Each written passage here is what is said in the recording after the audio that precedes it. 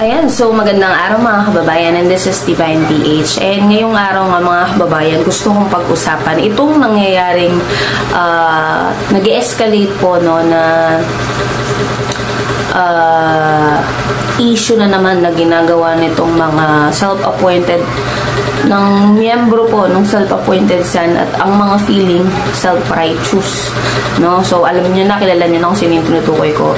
So kailan nga lang mga kababayan, nagtungo po ang ating mga kapulisan dito sa may compound nila, and then parang mga nasa 2,000 po ata yung pulis na nagpunta. Syempre nga naman mga kababayan, sa sobrang laki ng area, alangan naman 5, ilan lang yung ipapadala mo.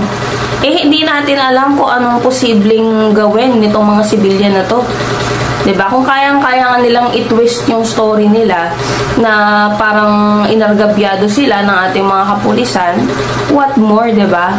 Kaya tama lang talaga yung quantity ng dami ng pulis kasi napakalaki ng compound, no.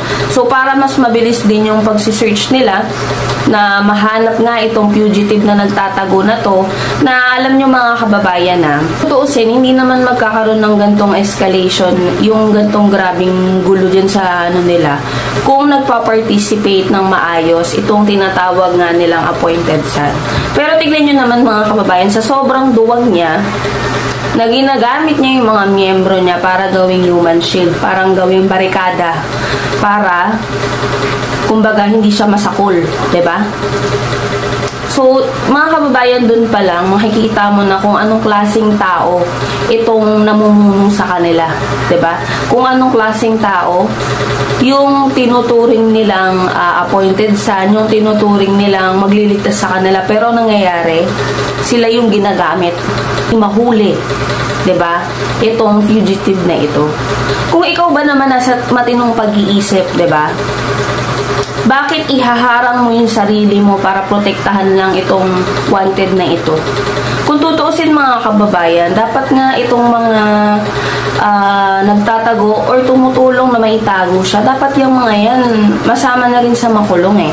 Opinion ko yan kasi sila mismo na alam naman nilang may maling ginawa, alam nilang may kasalanan, or kahit pa sabihin natin na hindi pa tayo sigurado, sige, ganito na lang, hindi pa tayo sigurado talaga kung ano ba talaga yung mga ginawa niya, kung may mga nilabag ba siya. Ikaw bilang tao na gusto mong patunayan yung innocence mo, 'di ba? Magpapakita ka, i-clear mo yung pangalan mo, pero hindi. Kasi mga kababayan, ang mga nagtatago, yung mga taong nagtatago, yun lang naman yung mga guilty, yung mga may ginawang mali. Kasi sabi ko nga, kung inosente ka, kung wala kang inargabyado, kung hindi totoo yung mga paratang sa'yo, 'di ba? Bakit ka matatakot? Lumabas ka, linisin mo yung pangalan mo. Kasi ang nangyayari mga kababayan, nagtatago siya, tinatago siya ng mga miyembro nila.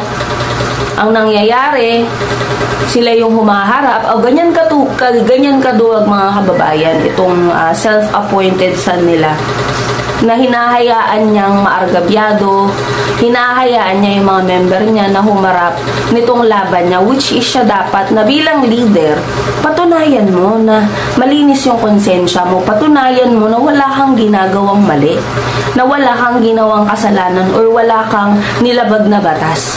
Ganun lang naman kasimple.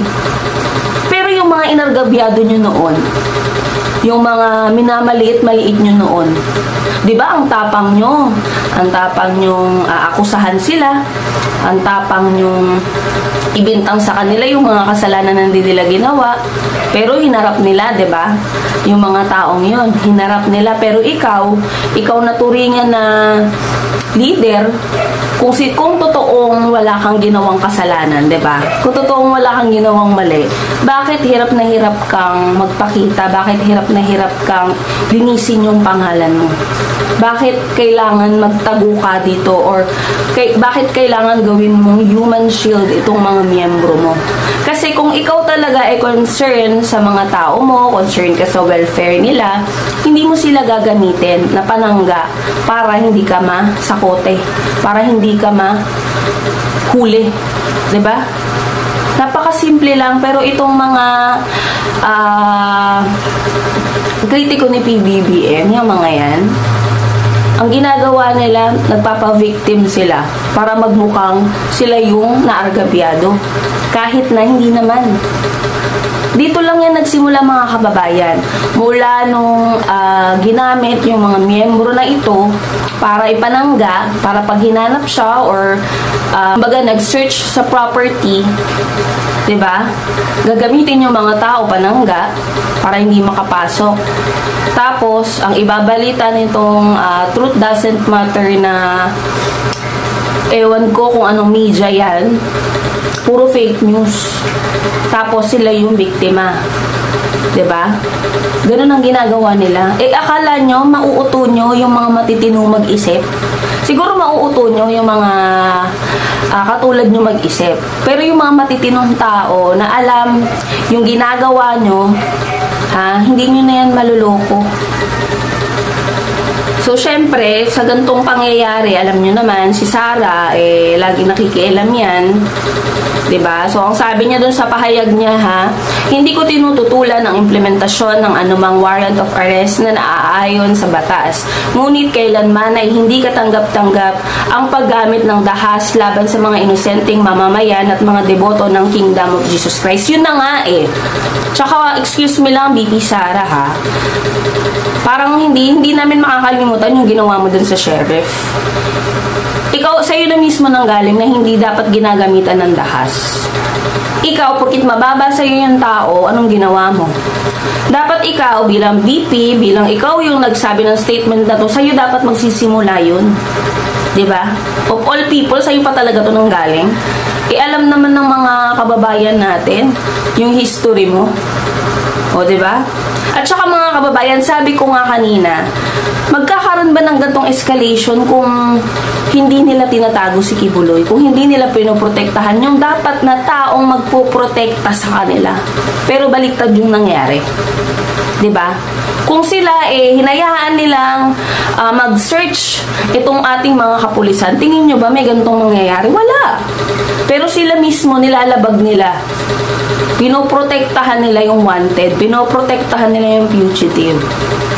Na kung ako tatanungin mo, dapat yung mga yan ang poprotekta na yan, kasama yan Yung mga humaharang na yan, yung mga pumipigil na yan para ma-search ng mga kapulisan natin yung property nila, dapat yung mga yan, kasama yan, makulong.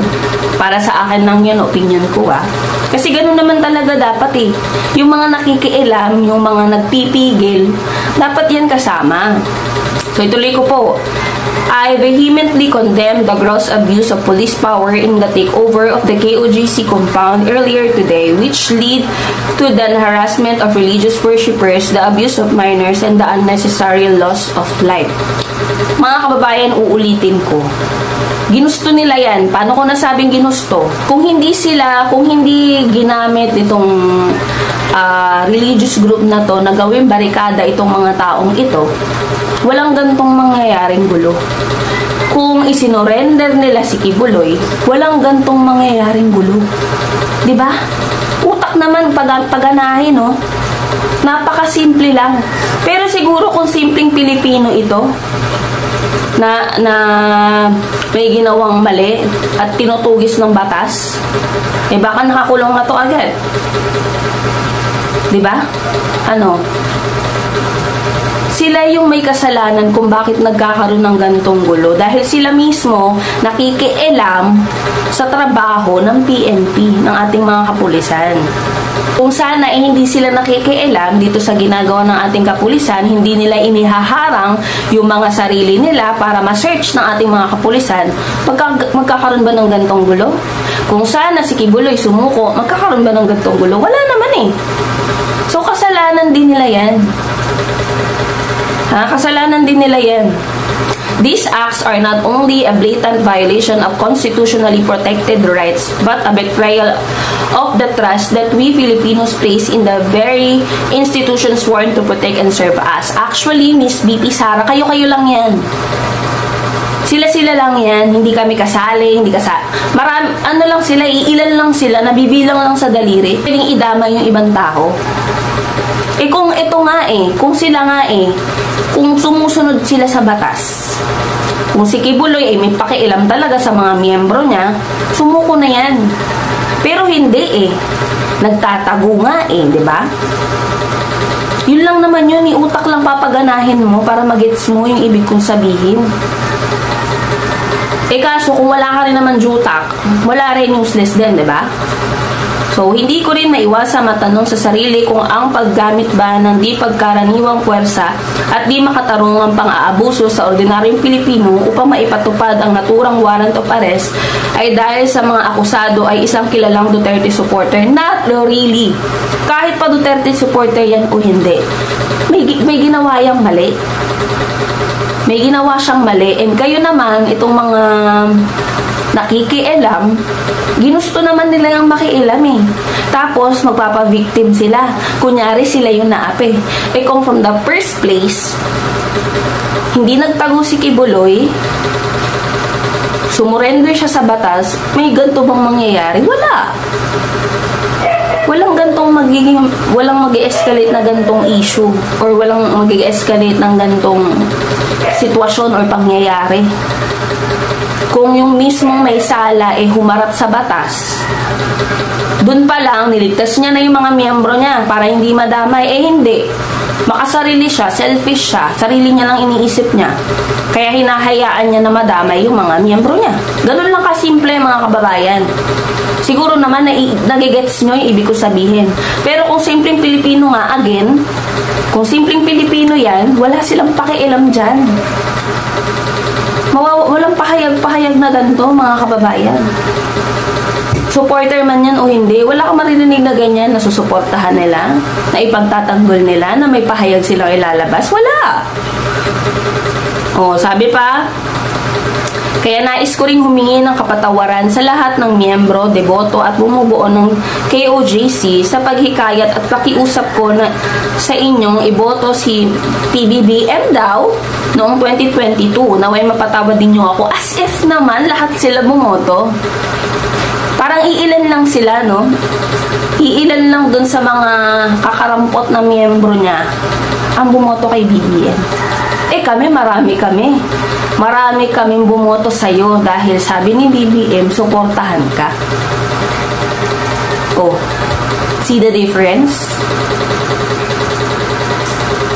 Kaya huwag kayong magpapa-victim. Kung umpisa pa lang, sumuko na yan, tingin mo ba may madadamay? Wala.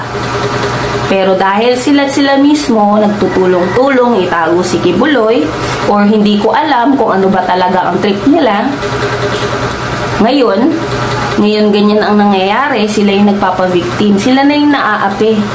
Ganun na yung pinapalabas nila. Eh kung yan talaga si Kibuloy ay leader at may pakialam sa mga tao niya, siya mismo isusuko niya yung sarili niya. Kasi kung wala, sabi ko nga, diba, kung wala kang ginagawang kasalanan, bakit ka matatakot? Kung lilinisin mo yung pangalan mo, bakit kailangan mong magtago sa mga saya ng mga miyembro mo? Diba? Ganun lang kasimple mga kababayan. Simple lang, iisipin, i-understand mo lang yung sitwasyon.